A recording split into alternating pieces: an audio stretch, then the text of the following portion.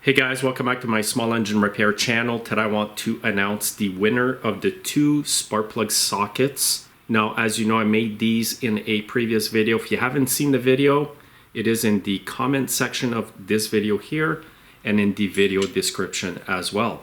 Now, these 2 sockets were purposely turned down on my lathe to fit in every nook and cranny of any small engine, especially where it is hard to get a spark plug socket in there.